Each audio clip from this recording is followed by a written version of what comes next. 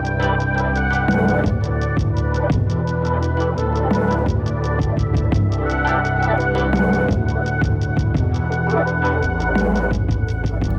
folks, welcome back to the Wisdom Nutrition Podcast. This is Alex Sakin, and today I'm going to be continuing my coverage of current events going on in the world and in the U.S.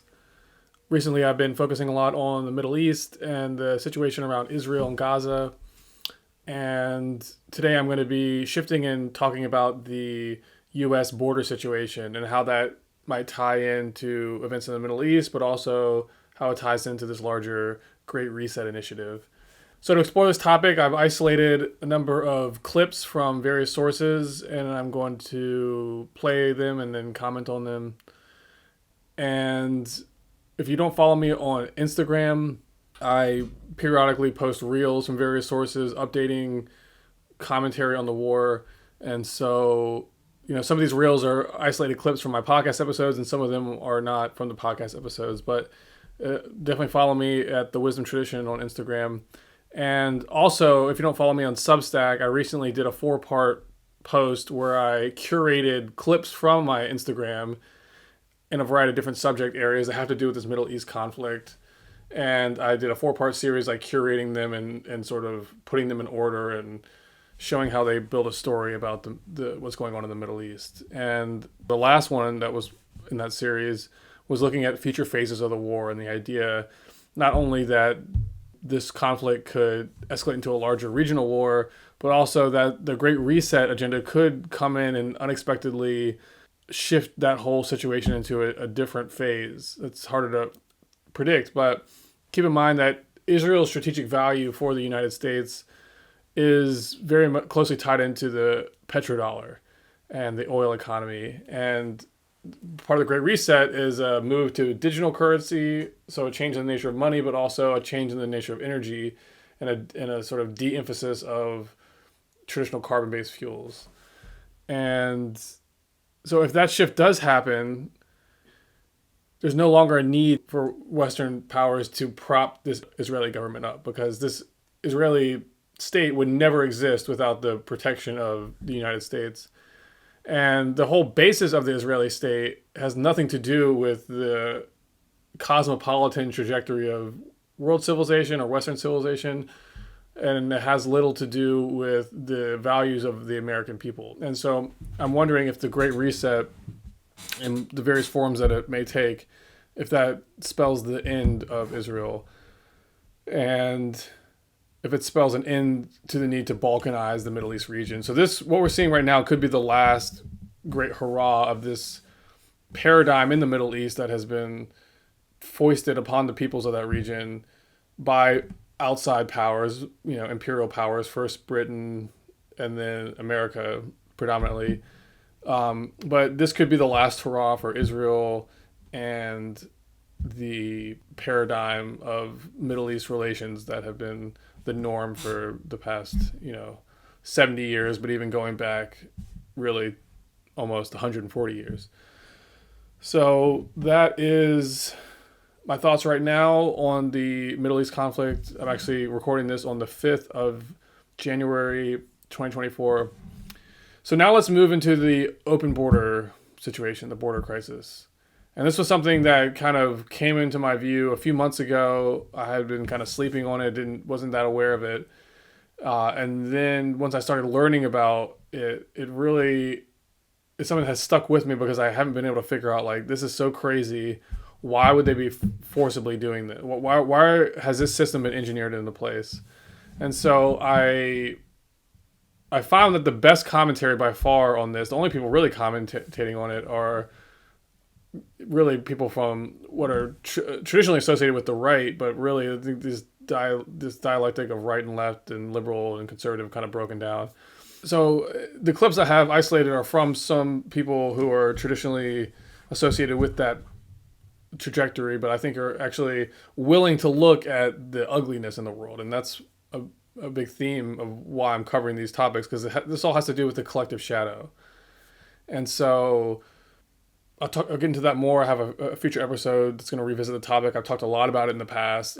There are a lot of elements in this long book series that I did on the history of philosophy that talk about the shadow in various contexts. So I'll be going back over that, but the whole idea is really premised on the idea that there is a unified field of mind and consciousness that unites all things.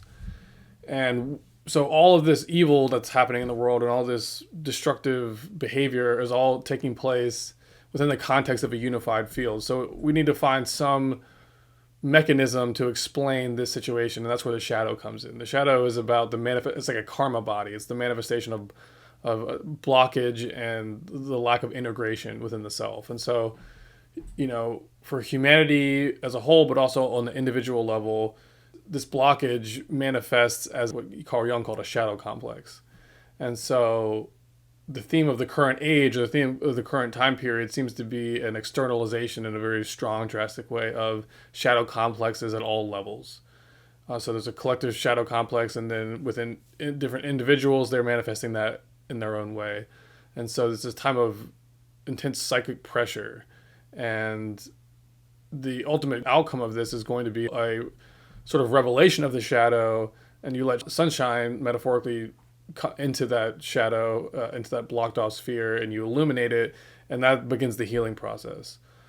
This deep state is a manifestation of the shadow. So the more these networks get revealed, the networks of like Epstein pedophilia, for example, or the networks that are involved with propping up these wars like in Ukraine and Israel, and extracting resources and impoverishing the third world, these are manifestations of the shadow, individually and collectively, and that's the theme of the time. So this whole element of this open border situation is really tied into all this, because this is a campaign that's designed to have an entropic effect on the country. And it's not just America. Europe has their own version of it. So let's say it the West. It's meant to degrade and decompose the institutional order as a preface for a larger Great Reset or restructuring that's going to be happening.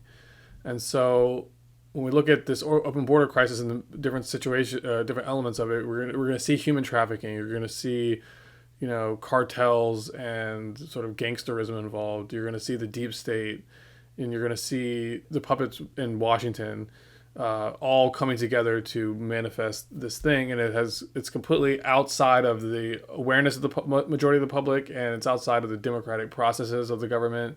It's small groups of unelected technocrats and oligarchs that are funneling this, for their own agenda. And so this aspect that's concealed, let's just say it's a part of the deep state, that references this idea it's a part of the collective shadow.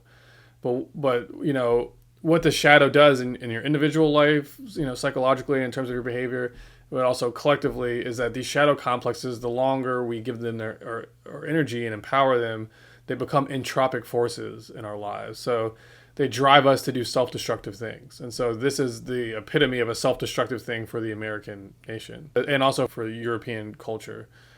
Because what you're doing is you're creating an artificial clash of civilization, so to speak. You're driving people who are not going to have an opportunity to integrate into America politically, economically, or culturally. And so they're going to form pockets of their native cultures. You're going to have groups of people coming in, and that becomes an asset for the so-called deep state. But that's an asset that they can at some point leverage in the future. And so these are some of the topics that we're going to be discussing and reviewing some clips from on this episode.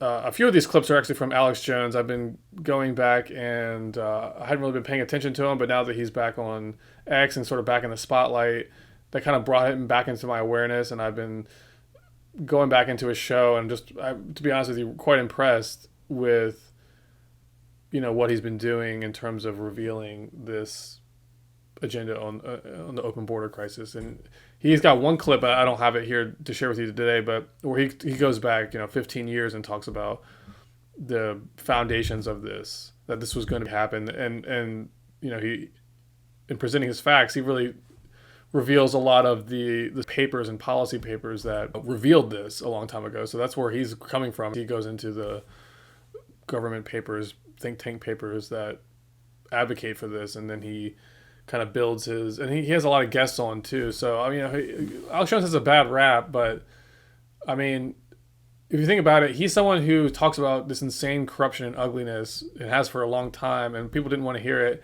And then, it doesn't really get much worse than the Epstein stuff and the COVID lockdowns. Like, that was the manifestation, the actual manifestation that, in a sense, proves that a lot of what Alex Jones has been saying over the years is actually accurate. This type of deep corruption.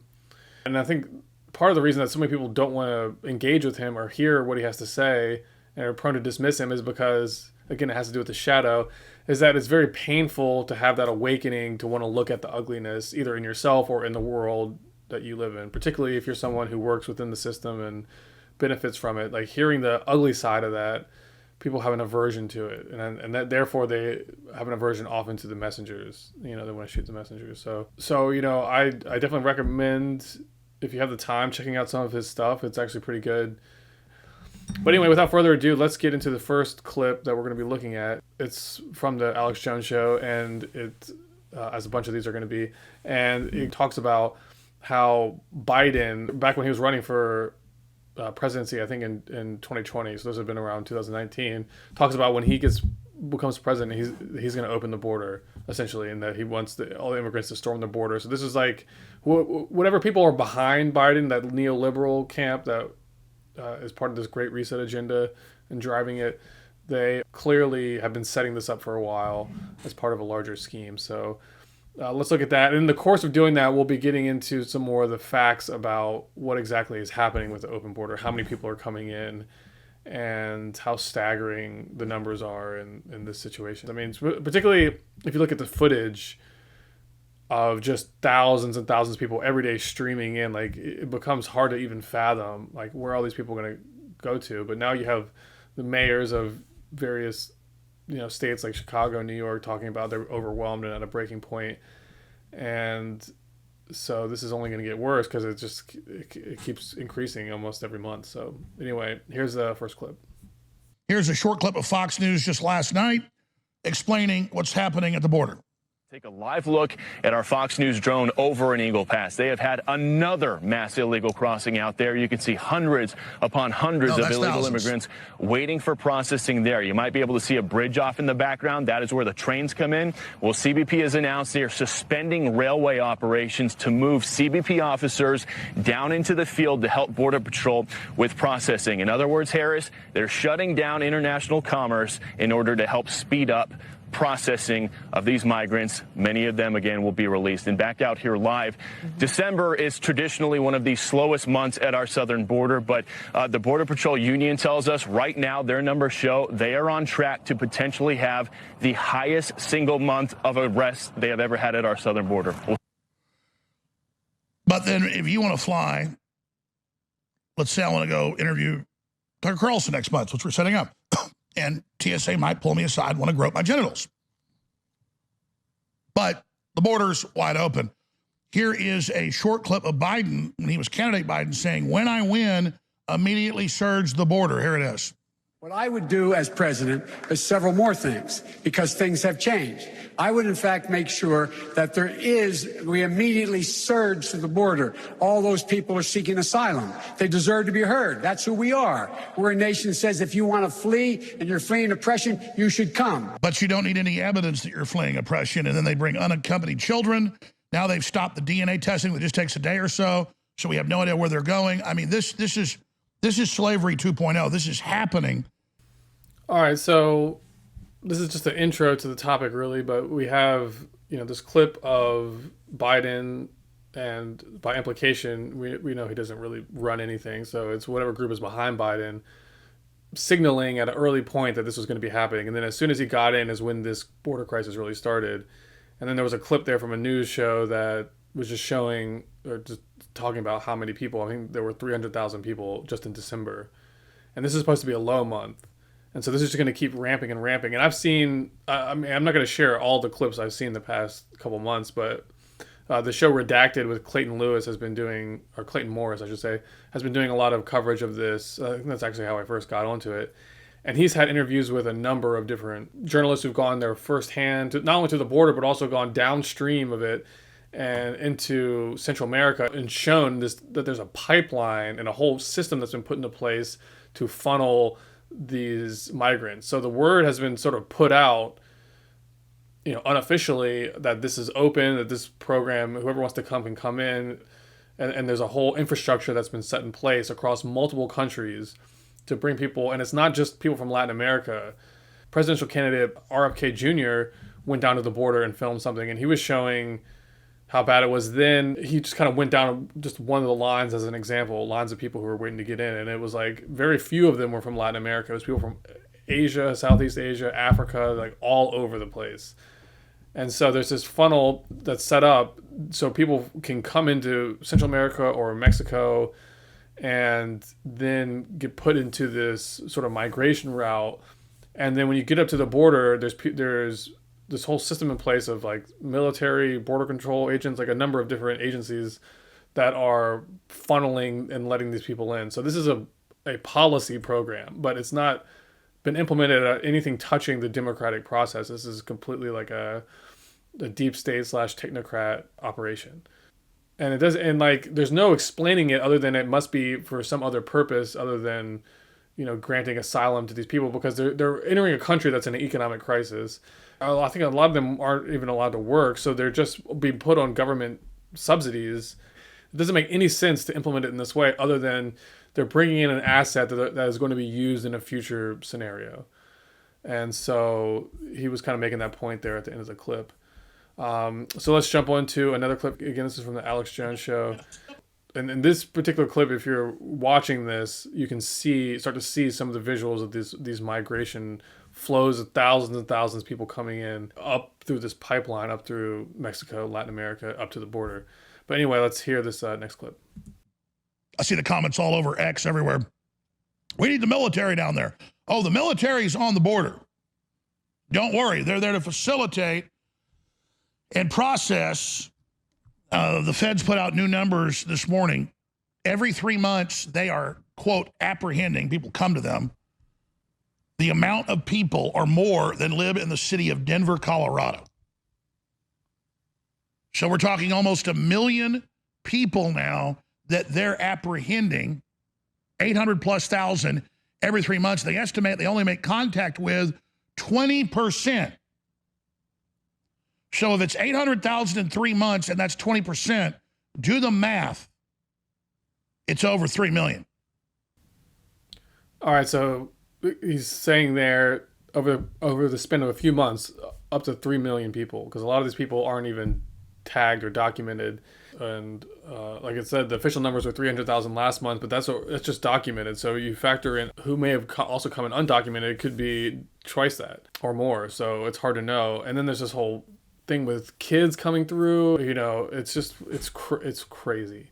But anyway, let's get into the next clip. It is also Alex Jones. Here we go.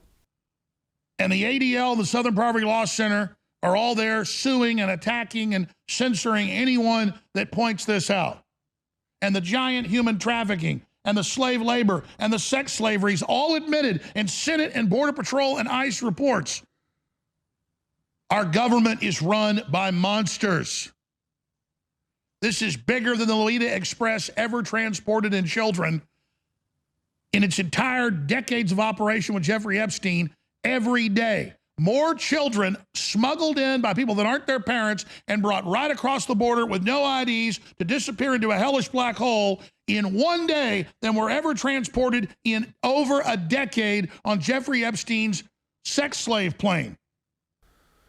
Yeah, like he was saying there, and as I was saying earlier, this is a big funnel for human trafficking. It's also a funnel for drugs to come in. It's a funnel for gangs to come in, but it's also, as we're going to be covering later on, at a time when we're creating hostilities with China over Taiwan, with Russia over Ukraine, and with the entire Islamic world over Israel, that's the moment in time when we are funneling undocumented migrants by the hundreds of thousands, if not millions, into the country, just asking for potential terrorist cells to come in the back door, or really the front door at this point, because it's an open policy to let these people in, and you're not going to document them, so we don't know who's in the country. That's a deliberate move. This is a policy to do this. It's also the policy to have these wars going on. So this is, again, combining together to create a very powerful force of entropic negation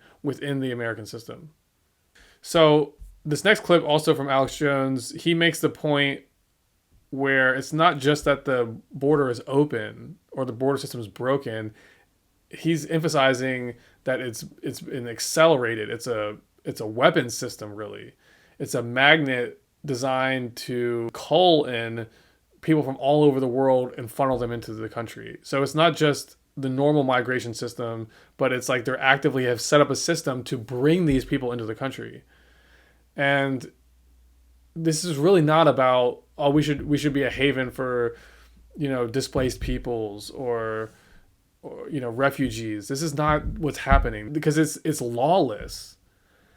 It's done outside of the democratic process or outside of the overt government process. And it's a pipeline for all kinds of human trafficking and drug trafficking and all kinds of, terror cells and stuff to come in. So this is not all altruistic. And the people that come here aren't really able to join the workforce. So they just get put on government subsidies. So there's no explanation for it other than it's intended to bring down the institutional order of the country, which is one of the goals of the Great Reset. So this seems to be a Great Reset initiative. Alex Jones points to the fact that in his research, the UN seems to be running this. So it's like the deep state, the U.S. deep state, by means of the UN and these treaties that, EU and the U.S. has with the UN, that implements the program. And again, this is happening in Europe too. It's not just America. That's another thing that how you know this is part of a grand strategy. It's beyond a conspiracy. It's a formal strategic goal of a large system. And he points to the UN policy papers that point to this. And so, it's interesting. Before COVID, there was a similar type of stream of policy papers talking about pandemics and lockdown responses. And then the actual pandemic happens and everything that was game planned in those think tank papers gets implemented. And so, again, this is where I credit Alex Jones, as he goes and looks at these policy papers and then starts talking about them. So he, years and years ago, pointed out these policy papers talking about the fostering a migration crisis on the West, whether they be EU or America. And so now we see the implementation of this happening. This is a system that's designed to funnel millions of people into the country, but not to integrate them. They're kind of kept as an asset. It's not done out of compassion. I promise you that. This is a very cynical thing, and these people are being used, and potentially this is creating an underclass, because once you're in here as an illegal immigrant, you're under the boot of this sort of deep state entity, because if you refuse any orders that you're given, to go here, to join the army or join the police force or whatever, as an immigrant, then you can just be shipped out. So if you want to stay here, you have to be compliant. And so that's one of the potential rationales maybe for organizing the system. But anyway, here's another clip. But the border was opened by Biden saying immediately surge the border when I get elected. And then when they broke the border, what did they set up on it?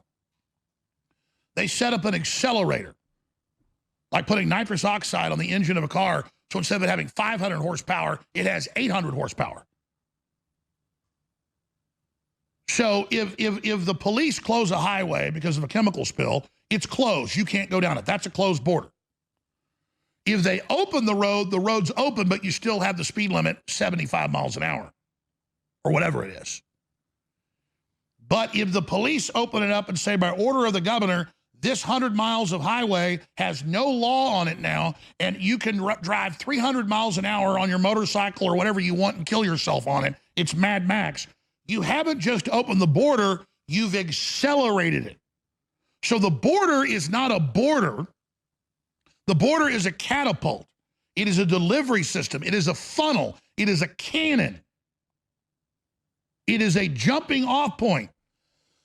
When you get here, you get free plane tickets, a new debit card, a bunch of money, signed up with a lawyer, all these services, concierge to carry your bags across. That broke today. I forgot to give that to you in the clips. Rob New has it. Get it from him in the articles. I meant to start the show with that. There's just so much. I taped something for Crowder, for the Mug Club, and I did a whole deep dive on that. We went like 2 hours long this morning, so I've already been a busy beaver. That's in there. The videos, all of it. So that's why all the illegal aliens have backpacks. You're like, where's all their stuff? They bring in all these bags, and then they're concierged on these fancy Prohost buses, coaches. So the border is not broken. The border has been abolished, but that's not enough. But they've still got us arguing on whether the border is broken or not. We're already 10 steps back. While we're having a debate whether it's broken or not, now they meant, oh, it is broken. Legalize everybody and give us tens of billions more to fund even more coming. Now the official White House statement is we just need to legalize everybody. So now it's completely legal, and you can come join the military or the police, and we'll pay you to come here and give you $90,000 a year and let you vote and let you have a driver's license. And if you smuggle kids in, no ID needed, we'll give you money, and we'll just ship the kids off God knows where. I mean, the level of this crime is startling. So the border isn't abolished. The border isn't open. The border is greased. The border is a magnet to flood the country. The border is now a weapon. The border is now, just like the UN refugee camps where they organize them at first, is now a political military operation with the military and the Border Patrol as concierge, as maitre d's, as butlers, as nannies to anybody and everybody that can get to it. And the State Department is paying most of the money to the UN resettlement migrant refugee program to ship these people here from as far away as China and Indonesia. So call into every talk show.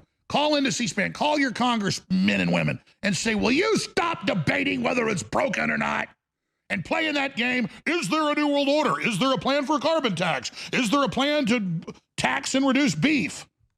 They're doing it. Hey, Bill Gates has a plan to make you drink sewage water. That's a conspiracy theory. Here's video of them saying it. Now LA's doing it. And we just keep debating what's already happened. So I want to ask listeners, I'm going to put a tweet out, a X post out in a little while during a break, and I'm going to ask people, hey, folks, or maybe I'll shoot a video. Hey, folks, the border's not broken. It's a catapult. It's a cannon. It's an accelerator. It's nitrous oxide on an engine. What do you call that when the border is now a weaponized gate to magnet and facilitate and funnel in people to invade the country? It's the federal hijacked government's invasion point. Invasion accelerator. The border's not abolished.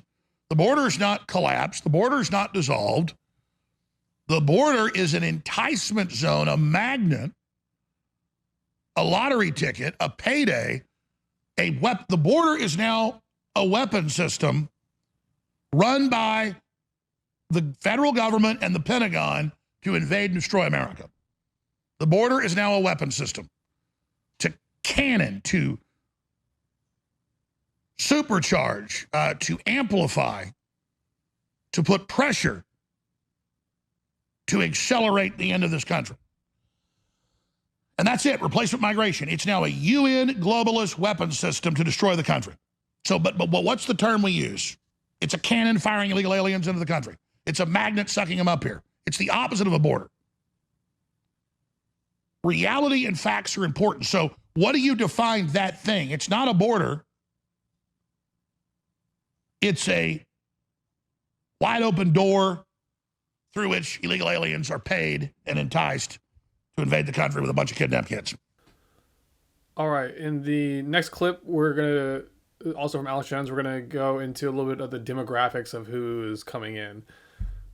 Usually when you think about waves of migrants, you're thinking women and children, but it seems like the majority of the people that are coming in, again, from regions and countries all over the world, are single men, military age, and that sort of fuels the fire to think that there's an aspect of this that is intended to be weaponized. But let's hear what he has to say.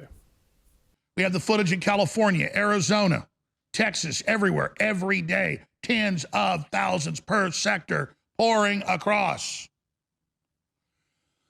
And you notice there'll be Hondurans or Venezuelans or Africans or people from the Caribbean, or sometimes, not sometimes, every day, China.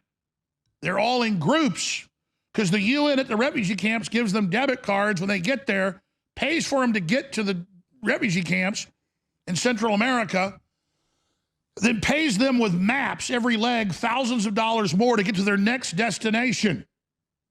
And finally, they're in the United States, and they're directed where to go.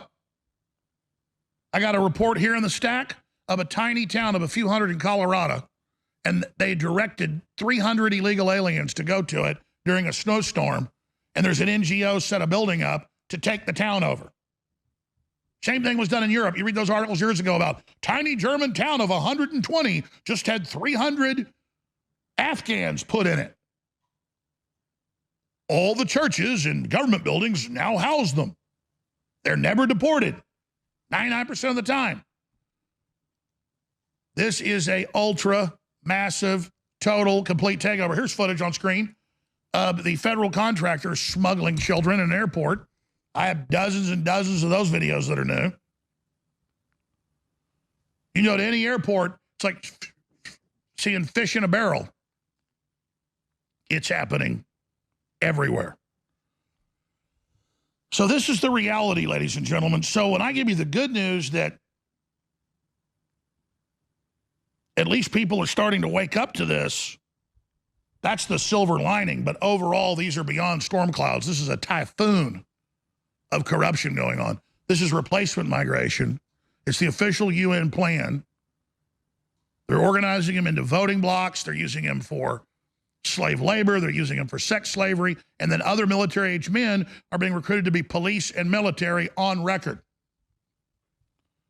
to be the enforcement class. So I want to build on that last point. He was talking about an idea of having this immigrant class be funneled into the military system of the U.S. / potentially UN, and have them be an occupying force or maybe a police force against the American citizens because they don't identify as Americans. Or they could be sent over to the Middle East or Ukraine as cannon fodder in a future conflict that may be happening because all kinds of things are brewing in that region. So lots of different reasons or lots of different ways that this population, this new incoming population, could be leveraged by the so-called deep state or the military industrial complex. But one thing it's not is any kind of authentic, compassionate relocation plan. And in an upcoming clip, we're going to hear, again, Alex Jones. This time he'll be speaking with Jimmy Dore. They had an interview together. I like Jimmy Dore a lot. He's a comedian who has turned into a really solid podcaster and sort of news presenter. And they'll be talking about how this is really forming like a permanent underclass. Like I was talking about earlier, if this group steps out of line, they could be sort of sent back out of the country. So they are highly motivated to stay compliant. They don't identify as Americans or with American sort of culture, whatever that means. So let's hear that. I wanted to just touch on the immigration problem because I've totally flipped on this. And I was always the more immigrants, the better, which I still love immigrants. We're a whole country of immigrants. But I noticed that this situation is being manipulated, and I couldn't really put my finger on why. Why are they having an open border, and which they are? And right now you have cities. Eric Adams in New York is screaming that their whole city is going down the toilet because they can't handle the influx of all these immigrants that are coming to his city. It used to be a sanctuary city, and now he's trying to find a way to get them to stop, but they're not stopping. And I was listening to Dick Durbin, who's a senator from my old home state, Illinois, and listen to what he says. Here's one of the reasons why they want to get as many immigrants as they can in here. Watch this. The presiding officer, my colleague from the state of Illinois, has legislation which addresses one aspect of that. Her bill, and I hope I describe it accurately, says that if you're an undocumented person in this country and you can pass the physical and the required test, background test, the like, you can serve in our military, and if you do it honorably, we will make you citizens of the United States. Do we need that? Do you know what the recruiting numbers are at the Army and the Navy and the Air Force? They can't reach their quotas each month. They can't find enough people to join our military forces. And there are those who are undocumented who want the chance to serve and risk their lives for this country. They don't want to serve in their own military in their own country. They want to go to a foreign country and serve in their military.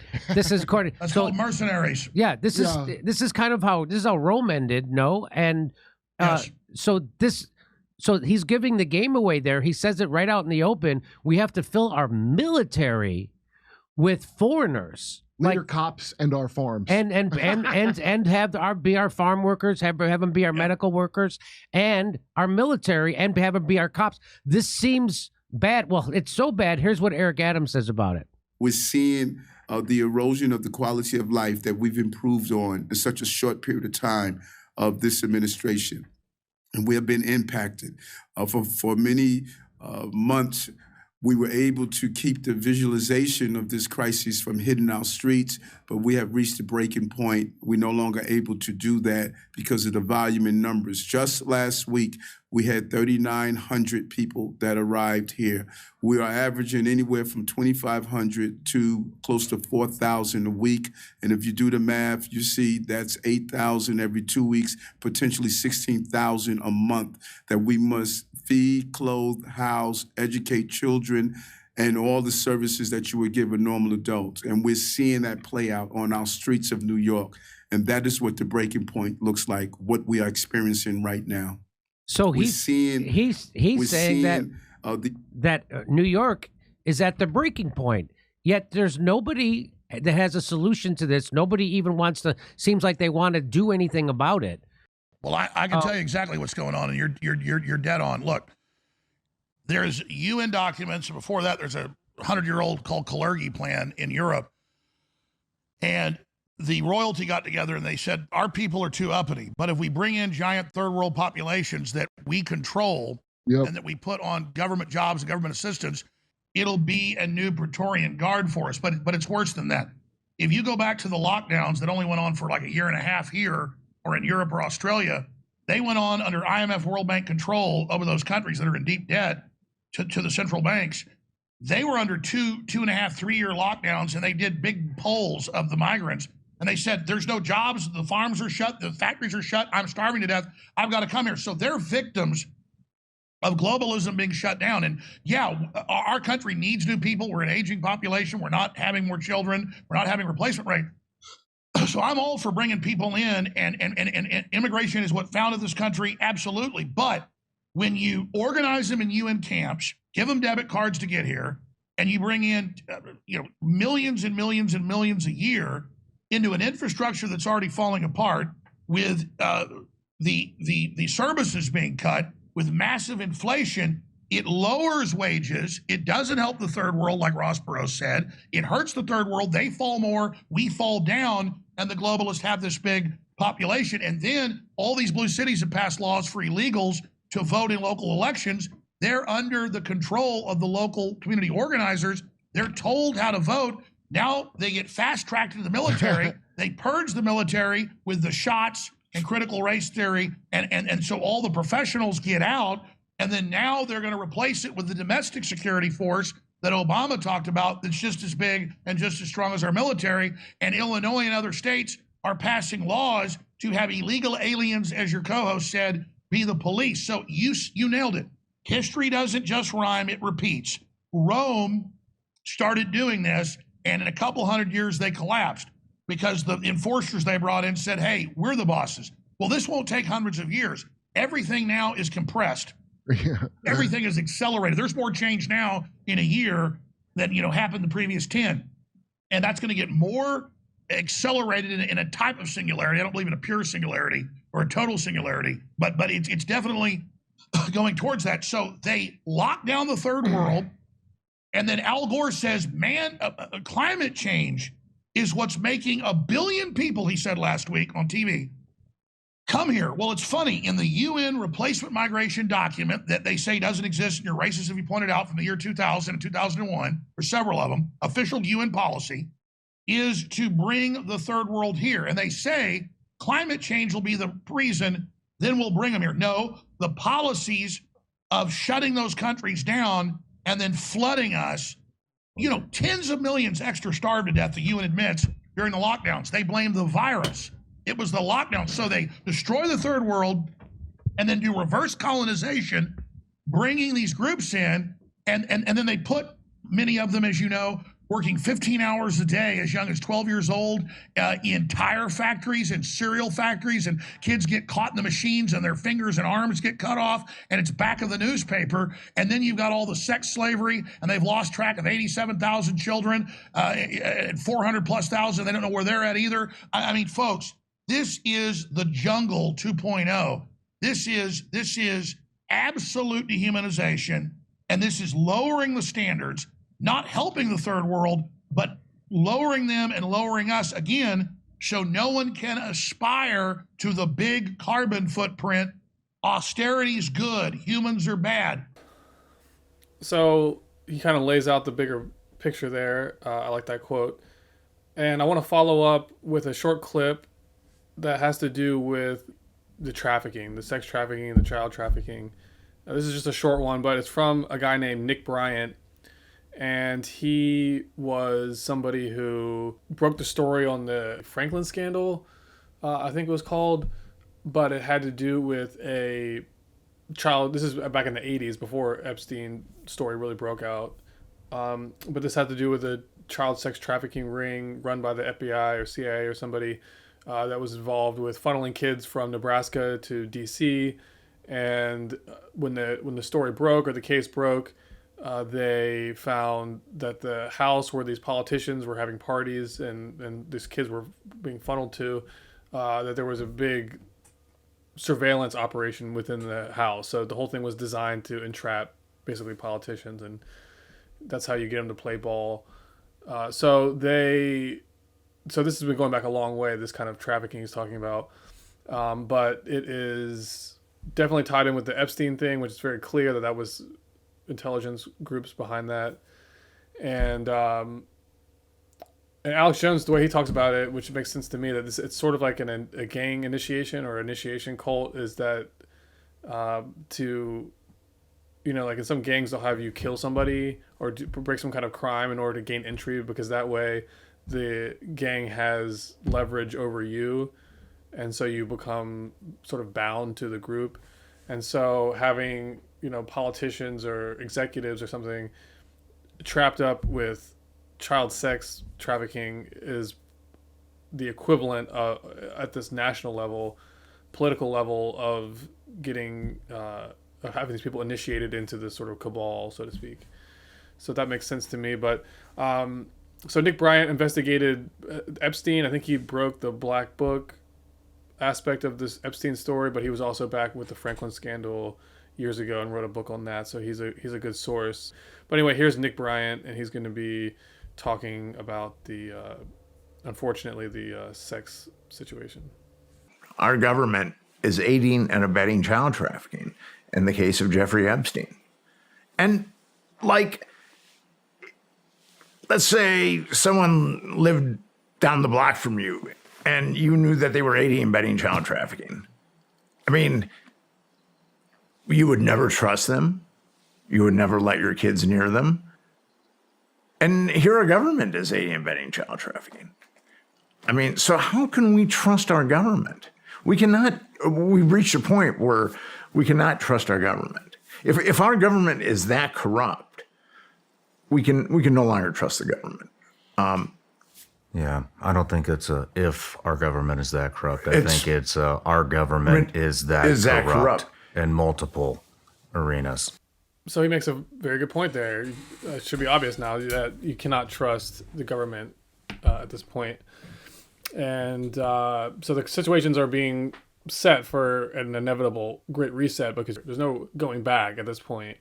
Because if we ever had justice brought, this is a point I made in one of my Instagram reels. I make the point that if you can ever have justice be reinstated, that the entire leadership class of the West, America, the EU, and actually most countries in the world would go down, because they've been implicated and involved in this very, very deep corruption. And maybe that's the true Great Reset, because as I've been arguing in my long book on the secret history of the 20th century, the evidence points to the fact that there has arisen an entity I call a technocratic superstate, or it's really an institution.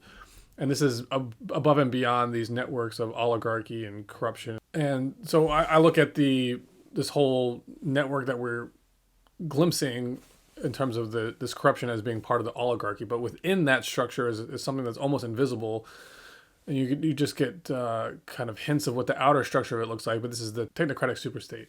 It's a scientific body, and it governs using the logic of social engineering, and so that seems to be the secret driver operating behind the oligarchs. And if we're going to have a great reset that does involve the restoration of justice and the excising of this oligarchical class, what'll be left is this technocratic superstate. So if we're going to move into a world government, particularly if it's a government that features the revelation of new breakthrough technologies, a whole new energy paradigm, it'll be this technocratic system of government that will ascend and I think will excise from itself this old oligarchical ruling class, which has emerged and been dominant for much of the past 5,000 years, a period of time that coincides with the Kali Yuga.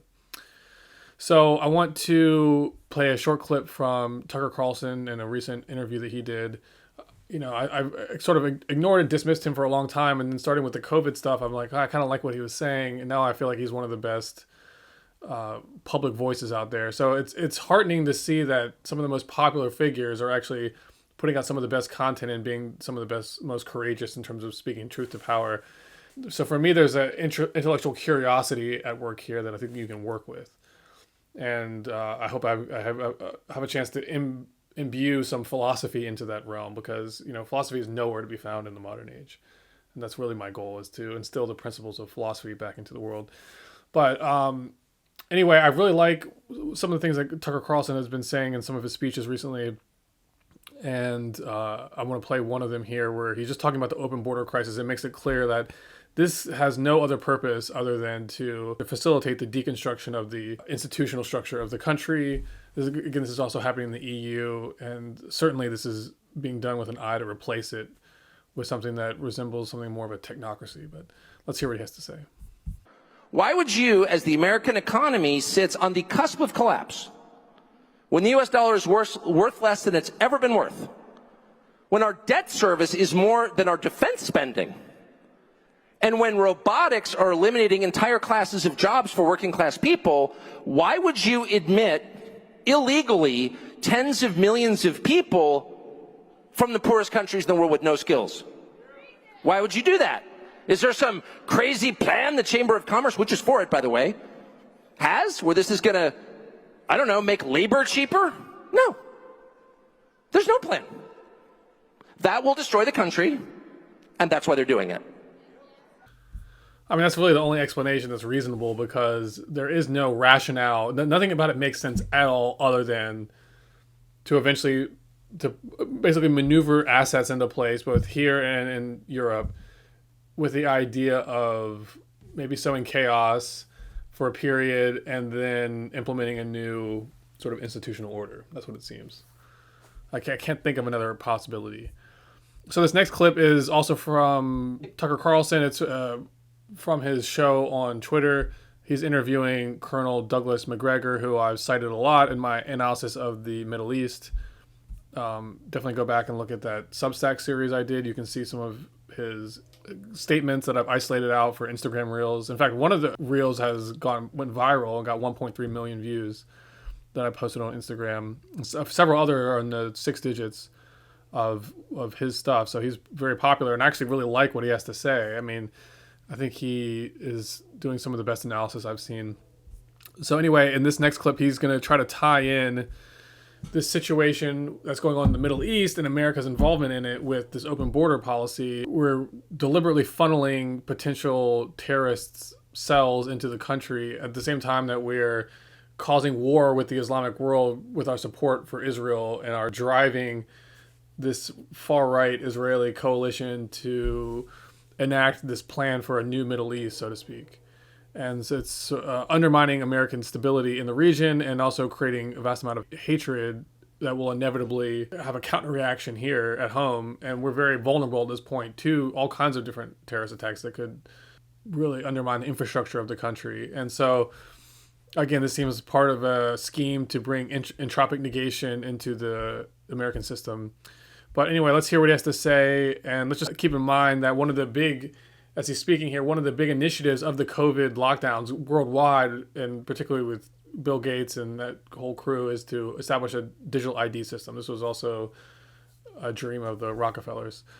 And so this seems like an oligarch's mission to have this digital ID system. If there are going to be terrorist attacks breaking out across the country, could an inevitable response to that be, okay, we don't know who's in the country, therefore we must have digital IDs. So since the COVID thing didn't work out with the digital IDs and the vaccines and stuff, could this be phase 2 of that initiative? Because I can't see a response that wouldn't include that should there be chaos at home from a Middle East war and all kinds of terrorist cells at home.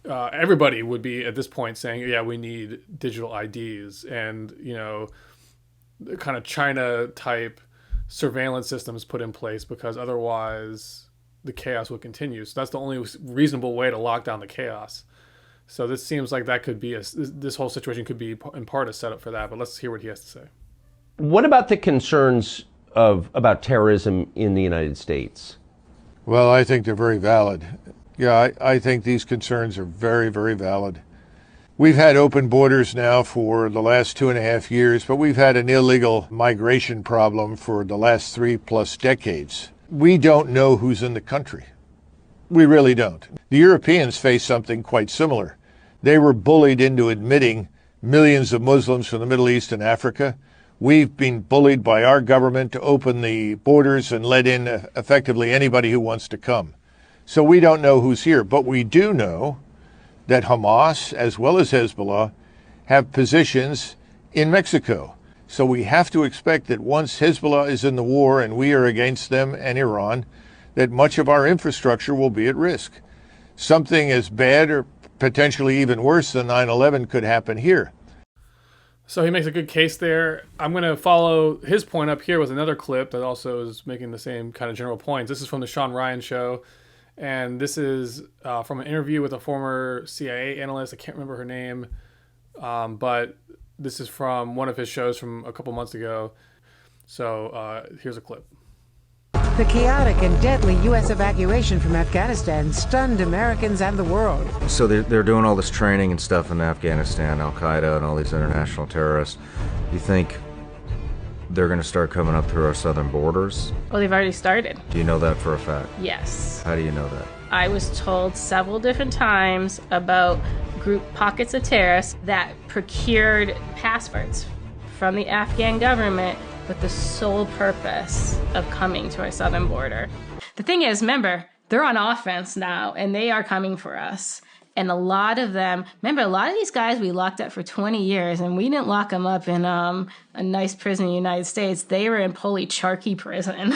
It's like this really shitty prison outside Kabul. Like, there are terrorists very, very upset, and they want revenge. This is not painting a good picture, Sarah. I know, it's not. Do you think they're going to come through the southern border? I think the southern border is the easiest place to come through, but if they can get in a refugee pipeline, they can come straight in. So the refugee pipeline is very dangerous. Remember, we killed their family members in Afghanistan, their terrorist family members. We killed the terrorist family members in Iraq, right? Like, we killed a bunch of them when they did spend a little bit of time they did in ISIS in Libya. Like, there is a lot of revenge, you know? Yeah, man.